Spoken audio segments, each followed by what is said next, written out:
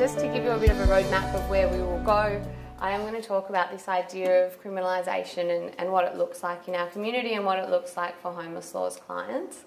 I'm then going to talk about some of the new ideas and particularly focused on the Churchill Fellowship I did in late 2013, where I got to travel to a range of different countries and learn more about what other people are doing. And then I'm going to talk about the progress that we've made and what has changed 12 months on in Victoria, and how homeless law has been working to use the evidence that we gather through the direct provision of services to our clients to affect that change and to contribute to those positive conversations. The best way, I think, to put a face, I guess, this idea of enforcement-based approaches is to give you a client example, a real story of an individual who was caught up in the legal system directly as a result of homelessness.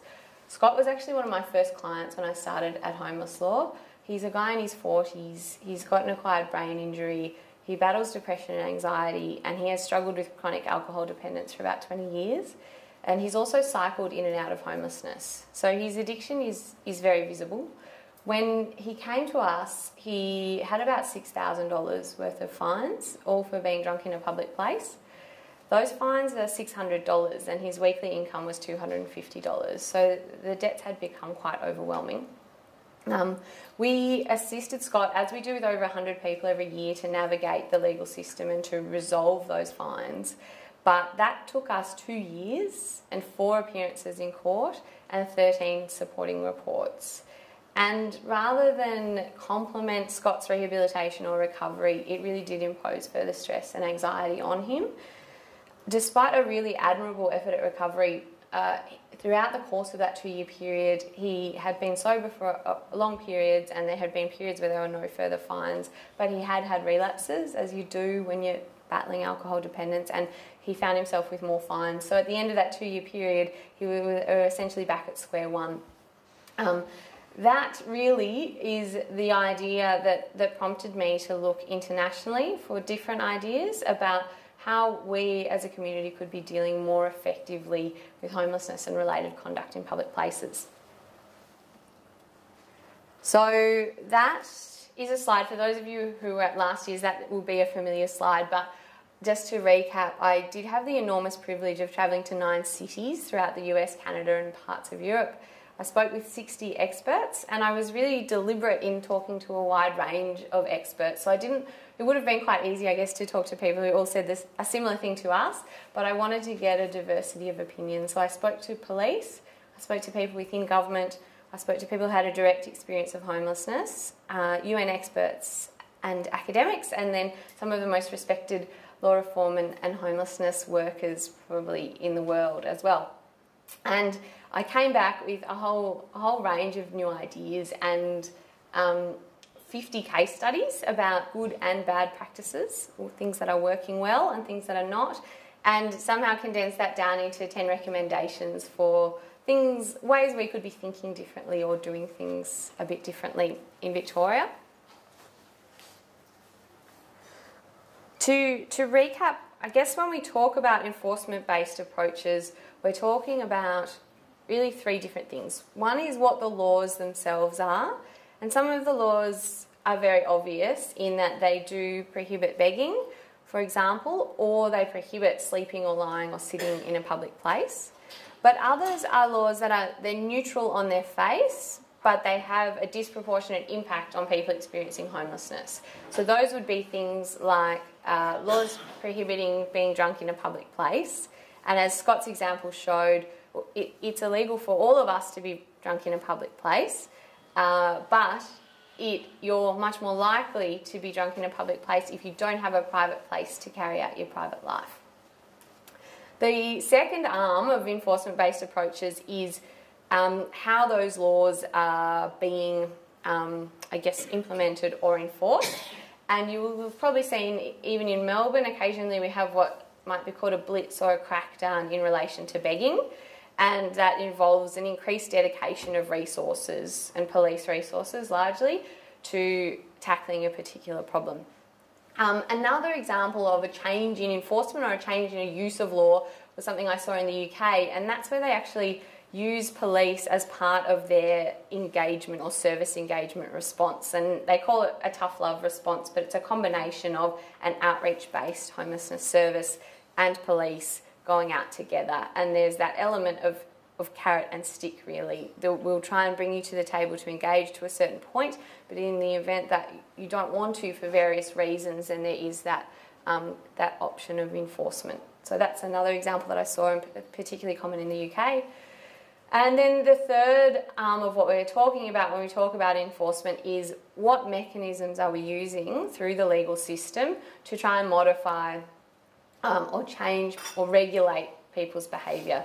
In Victoria, Homeless Law sees through our work, it is incredibly common for us to use fines to try and change that behaviour. So fines for travelling on public transport without a ticket, for being drunk in a public place, for having your feet on the seats, all of these things. And over kind of a decade of transience and possibly escalated periods of substance use or mental illness, these fines can creep up to over tens of thousands of dollars and become incredibly debilitating. We also use charges to a lesser extent now because of a recent legislative amendment, but we use things like move-on powers or exclusion orders that can exclude people from particular places. That is a very common mechanism in the UK. They're called an antisocial behaviour order, and they're used quite often to regulate the conduct of people experiencing homelessness. There were three real components to what I wanted to do as part of my project, and the first of those was I wanted to understand why we turn to law enforcement to deal with and respond to homelessness. And my view is that unless we properly understand that and we have a deep and a real understanding of why different players call upon that response, then we're really not very well placed to present alternatives. So I wanted to understand that, and overwhelmingly, of all the people that I spoke to, the most common reason I heard that we turn to it is because at the moment we don't know what else to do and we don't actually have other alternatives. So it's not that there's an intention to take a punitive approach to homelessness or that communities want to essentially punish people for experiencing homelessness, but in the absence of other alternatives, we turn to law enforcement. That was particularly the case in changing communities and gentrifying communities. I saw a lot of that, and Melbourne is no exception. But LA's Skid Row, for example, was previously an area where it has the highest concentration of homelessness in the United States. There are 5,000 people experiencing homelessness in a 50 square block area. And previously, I think there had been a sense of out of sight, out of mind. There was a concentration of services and of people experiencing homelessness, but there wasn't much traffic of other people not experiencing homelessness in that area. And that is changing because Skid Row is now in an area where they are turning previously industrial buildings into warehouse apartments. It's actually quite close to the centre of LA, and other people now want to live there. And there is an uneasy mix between the people who had previously lived and carried out their daily lives in Skid Row in LA and the new inhabitants. And that can lead to tensions, and a flow-on effect of that can be a crackdown in enforcement. And I'll talk a bit more about that example later. The broken windows theory, can I get a sense of, has anybody heard of that? No, it was new to me. It really took off in the 80s. It is essentially a theory of policing that says if you crack down or you deal with minor offending, like public drunkenness or graffiti or begging, that will have a flow-on effect of reducing more serious crime. And the idea is if a community looks neglected or dilapidated through broken windows, there will be this kind of contagion of social disorder. It is a very controversial theory and one where the evidence is questionable. In LA, how it manifested was in a program called the Safer Cities campaign. I mentioned the concentration of homelessness. As somebody who's worked in the field for a while now, I did find Skid Row in LA and the level of hardship there still quite confronting. And what they did was they did a crackdown. They relied on a law that was on the books that prohibited sleeping, sitting or lying in public. and the intention was essentially to clean up Skid Row. They issued 12,000 tickets in a 12-month period. And one of the examples that has stayed with me, I spoke with Professor Gary Blasey from UCLA, and he spoke to me about a client he'd worked with called Annie, who had received 93 citations, and the first 60 of those, they were all for sitting, sleeping or lying on the sidewalk, and the first 60 of those she had been sitting in the exact same place on the exact same corner with nowhere else to go. And she then served a period in prison for not dealing with those citations and came out, moved to a different corner. She had serious mental health issues and no accommodation, and she was proceeded to be issued with 33 more citations for this conduct. So that is kind of probably one of the most negative manifestations of the broken windows theory, but it is something that can underpin some of the crackdowns or enforcement-based approaches. And then the final point up there is enforcement as a mechanism of engagement, and that was the idea I touched on before. Sometimes it is done in collaboration with homelessness services or outreach-based agencies, and that's particularly common in the UK. So next, I looked at what motivating enforcement-based approaches from a range of different perspectives, and then I wanted to look at what the impact of these approaches are, and I wanted to keep an open mind, and in some cases those impacts may be positive depending on what you're trying to achieve.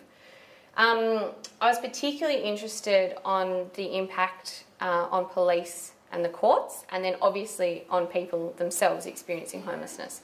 So this first one is what three of the main impacts I identified in relation to policing, and concerns around costs and efficiency and effectiveness. And the study I came across in Canada, the figures are quite alarming, but they looked at, there's an offence in Canada for begging and also squeegeeing, which is the window wipers, and they looked at kind of a cost effectiveness analysis of that. They found that 67,000 fines or infringements had been issued for those offences. That takes up about 16,000 hours of police time. It cost nearly $1 million, so $930,000, and $8,000 had been paid. So I think in some fields, when you want to approach this issue from a number of different angles, and I'll talk more about those later. There are angles based on, obviously, effectiveness. There are angles based on hardship and human rights. And there are arguments based on efficiency. And certainly this doesn't make sense from a fiscal perspective. The other impact I was really interested in was getting the perspective from police themselves. And a number of police said, look, it's really hard for us. This isn't necessarily what we signed up to do. We are called upon to move people experiencing homelessness on, or kind of, reduce the visibility of people experiencing homelessness, but it's not a job we feel well equipped, or a role we feel well equipped to play, and it's not one that we enjoy playing. And I spoke with the assistant chief in Washington DC, and I'll just give you a quote. She said, "A lot of what we deal with now is not crime. A lot of investment should go into services instead of using police to solve these problems. We're not psychologists. Social workers and social services need to be 24 hours a day. My officers are frustrated. They want to help out, but the resources aren't there. There aren't enough services to get people into. We need a redirection of resources. At the moment, it's so easy to find police, but people need services." So I think that is a pretty compelling perspective. It's not coming from the usual suspects, not coming from advocates. It's coming from the police themselves. And that kind of flowed into this other thing that I observed through my research, which was this kind of policing or enforcement has a really damaging impact on the relationships between local communities and police. And one of the, I guess it was a slightly more amusing example, was in the UK, where they'd put a lot of work in London into a new program or a new way of dealing with begging. And that was to get people, instead of charging them or giving them a ticket, they would give them a slip that said, this is a warning. What you need to do is come into this town hall. We're going to have a whole bunch of services there that can link you up and try and link you with housing and link you with the supports you need. And if you come along to that, then we won't proceed with these charges. But unfortunately, obviously, when you're being asked by the police to do that, they had barely anybody show up for the first couple of months because people genuinely thought that it was a setup and they just wanted to get them all into one room and kind of execute the warrants and deal with them. And the police were really disheartened, but I think it gave them cause to reflect on the way that communities that have been very almost unrelentingly policed for many, many years, it is going to take a bit of time to rebuild that trust. And to their credit, in London they had done that, and certainly word of mouth, a few people were brave enough to go along to these workshops, and then word spread that, oh no, it's genuine, they're not just trying to get us all together and put us in the clink. But probably a much sadder example of that was in Canada. They did an inquiry, the Missing Women inquiry, and over a number of years in the late 90s and early 2000s, a number of women went missing, a high number of women, around 20, but the exact numbers aren't really certain because these women were very isolated. Some of them were sex workers, many of them were homeless, many were living in what they call SROs, which are like Melbourne's really notorious boarding houses. And there was a really detailed inquiry in Canada into how did we get to a point where so many women went missing and there wasn't, until much too late, a large-scale investigation into these women's whereabouts and what was happening to them. They were being killed by a serial killer. And one of the recommendations, there were obviously many when you have such a complex issue, but one of them, the findings, was that these women were too frightened, the women and their friends who had noticed that they were missing were too frightened to go to the police, and often because that relationship had deteriorated, but also because they often had active warrants for what they called poverty-related crimes, essentially, but jaywalking, public drunkenness, loitering, not having tickets on the train, all of these things, they didn't want to put themselves in contact with the police. And the commissioner, who was a former judge with the Court of Appeal, found that, and in fact made an express recommendation that the police reconsider their methods for policing these communities, and they in fact exercise their discretion not to issue fines and charges for what they called or identified as crimes of poverty, because it was having such a damaging relationship and in fact jeopardising the safety, which is never the intention of police to do that. So there some of the systemic impacts of enforcement-based approaches that I don't think you necessarily contemplate unless you're given a chance to speak to so many different people about it. I then also, of course, wanted to look at what the impacts are on people experiencing homelessness. And there was just a fantastic study that had been done in the UK by Fitzpatrick and Johnson, and it was one of the first studies that really properly looked into the impact on individuals experiencing homelessness. With the assessment or evaluation of these kinds of approaches, it's actually quite rare that they're undertaken in the first place, and if they are, it's often quite a superficial assessment of, well, did the number of people begging in the local area go down? Which of course isn't really a true indication of whether or not that method has been successful, if what you're actually trying to do is address the underlying causes. There were two case studies in their research, and one was an individual who had been the subject of an antisocial behaviour order which he had breached, and it was in relation to his begging, and as a result he had gone into prison. He came out and said, that was actually a turning point for me. That kind of really tough enforcement-based approach was what I needed, and I've now engaged with services and I've got a roof over my head. Unfortunately, he really was the exception, and there are a number of people who identified much more negative consequences of that kind of intervention in very vulnerable people's lives. And one gentleman had been begging, and he had a severe drug problem, and he said, well, if I'm going to go to jail for begging, then I will do something else, something that's less visible. And the kinds of things that he then found himself resorting to were low-level crime, so theft, and then also sex work. So those things, of course, are unanticipated consequences, but when you do dig a little bit deeper, you see that particularly for people dealing with mental illness without a roof over their heads and battling substance dependence, the mere threat of enforcement is not necessarily going to turn their lives around. Johnson and Fitzpatrick then did do a really kind of a deep consideration or contemplation of if you feel as a community that you must go down this enforcement path, these are the things that you need to have in place. And they're listed up there, but they said you need real interaction between the various services that will be playing a part in that, in particular police and homelessness services, mental health, drug and alcohol services.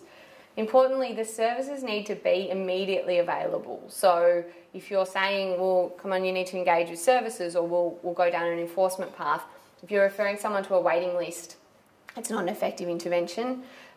Blanket or generic kind of programs also aren't helpful because people have really individualised and particular vulnerabilities and needs, and what works for one person won't work for another. They also said very clearly it should only ever be used as a last resort and only after multiple warnings have been given, and importantly, it shouldn't be used for the most vulnerable members in the community, particularly people with mental illness. So by the time you put all these safeguards in place, they also said even if you have all these things in place, there is no guarantee that it will be an effective intervention, and even more concerningly, there is no guarantee that the negative consequences won't flow. So they were going through, this is kind of a harm minimisation approach, but even then there's no guarantee it can work. And I think if you look at that, it's a lot of things, a lot of safeguards that need to be in place, still no guarantee that you'll achieve the outcome or the intended outcome. And so maybe we should be looking at other ways of dealing with it rather than that enforcement-based antisocial behaviour exclusion order with the kind of the possibility of imprisonment. So on to more positive things though. What is working? What are some of the models I saw that were tackling these things a bit differently and a bit more effectively? One of my favourites is this idea of working with non-traditional partners, and they're doing it very well in Washington DC. In the States, they have this entity called a business improvement district, and the idea is that it makes a successful environment for local businesses in their area, and there's a certain levy that goes toward funding the business improvement district. They can be quite, they can be a difficult force to contend with when dealing with homelessness, because there are business-related concerns about people experiencing homelessness outside shops, for example, or people begging outside shops or banks, and the idea that it puts customers off is something that's sometimes raised. And so often the first point of call will be for a police-based response to that, to move people on. But in DC, they have a different approach to that, and they bring their expertise as businesses to the table, and also their resourcing as businesses, and they fund 2 full-time liaison officers who engage with people sleeping rough in DC. They've both got mental health expertise. They then also cooperate with 20 local homelessness and support agencies. So the liaison officers have direct referral pathways. I think the idea there is that really everyone wants the same outcome. Nobody wants people sleeping rough in their community or experiencing that level of hardship, and it's really just the method that we use to achieve that. So is it that we just want to move people outside our immediate shop, we just want to move those guys on, or do we actually want a more sustainable solution that affects or that impacts less negatively on those individuals? There are some really insightful models for dealing with public drunkenness. It can be a fraught issue because it's underpinned by health issues and potentially mental health issues, and for people who are heavily intoxicated in public places, there can be a safety risk, particularly to themselves as well. So police will often say, look, I had to put them in the cells for their own safety, and that is often the case if there's not an alternative. But in Oregon in the US, they've got a specific piece of legislation that says intoxication or alcohol addiction is a health problem and it will be treated as such. It is not a justice problem. And having that bit of legislation has really informed all their responses. So they have a sobering up centre rather than putting people in the cells, and it's a centre that is staffed by medical professionals and people with mental health expertise, and there's a bus rather than a police car that collects people and puts them in there.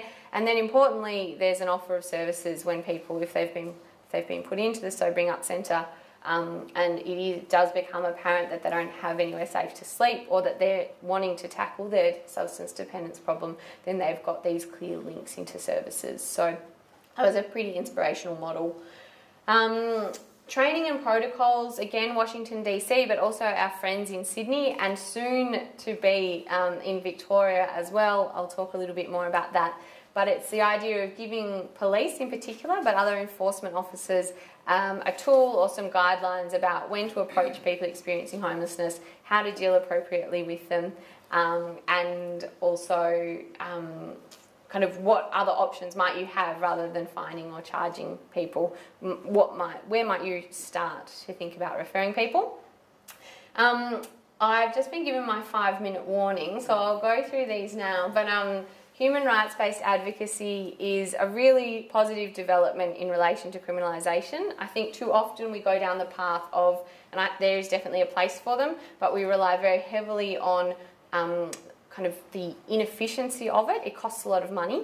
The ineffectiveness, it doesn't work. But sometimes we have to draw ourselves back to that point where we say, actually, at the end of the day, this is a human rights issue in many ways. It's a discriminatory approach to highly vulnerable members of our community. And there is an organisation in the States called the National Law Centre for Homelessness and Poverty, and they have done a lot of work with the UN Human Rights Committee in relation to thinking about criminalisation through a human rights lens. And it's quite an inspiration for us all, and it is spreading. At Homeless Law, we've started to do a little bit of work on these issues of enforcement through the human rights framework. The final one up there is a one-stop services shop. They've got one in Canada that actually came through the police saying, okay, we don't want to fine or charge people, but what on earth else are we meant to do? We've got all these different services that we might refer people to, but we don't have a good sense of whether they're the right service or not. And so there was some local government money that went into setting up this one-stop shop where people can be linked with housing, substance, family violence, mental health, all in the one place, and police can take people directly there if they're at risk in public places. Now, I will just bring us through this. Since 12 months on, since I spoke to you last time, there have been a number of really positive developments in relation to homelessness and the use of public space or enforcement-based approaches to homelessness. We've got a major legislative reform, which we've been campaigning for nearly 10 years. It comes in the form of the Fines Reform Act. I will not go into detail on that other than to say that a lot of the aspects of the law that were particularly resource intensive or particularly confusing or difficult to navigate for people have been remedied in this new piece of legislation. What it doesn't change though, it only changes for people who are already caught up in the fine system. So it fixes up that process a bit, but there is still a lot of work to be done on making sure people don't get caught up in that system in the first place. And the next 4 of those things up there are focused on this. Melbourne does have a homeless people in public places protocol. It came into effect in 2006 around the Commonwealth Games, but it has become somewhat dormant. These protocols are only as alive as the people using them, and at the moment it's not being very heavily used. So Homeless Law has a Justice Access Advisory Group, and we're working with a range of different partners, DHHS, a couple of local councils, including the City of Melbourne, Victoria Police, a range of homeless service providers, to really bring that protocol back to life so that police, local council officers, rangers and public transport officers can have a tool that guides them. The document itself won't do much by itself, but if it has the leadership and training and then also the service-based response that goes along with it, it can play a really effective role. which points to the last point on there, which is service coordination. The City of Melbourne is really concentrating on how services that are doing outreach for people experiencing homelessness in the City of Melbourne, how we can coordinate better, both so that the individuals get a coordinated response and we're not duplicating, but also so that people who are trying to engage with homeless service providers have a clearer picture of where to go. And that would include police, for example, members of the community, local businesses. Where would they turn? And how do we present a unified front? And then the final point up there, which I'm particularly excited about and has, I think, largely come out of some of the recommendations from Churchill, is this idea of working more effectively with business, recognising the insight and expertise that they've got. Yesterday I had a meeting with one of the senior guys from Wilson Security and someone from Hungry Jack's, as well as homeless service providers and the City of Melbourne, and it was pretty amazing. Everybody around the table was on the same page. Everybody wants more effective solutions. At the moment, we do continue to turn to law enforcement and to the police to solve what's a really fraught problem, but I think there is a lot of goodwill. I'm really optimistic that through these kinds of approaches, which rely on evidence and they rely on cooperation and collaboration, we really can move toward a point where we're doing a lot better job of tackling homelessness in the community. Thank you.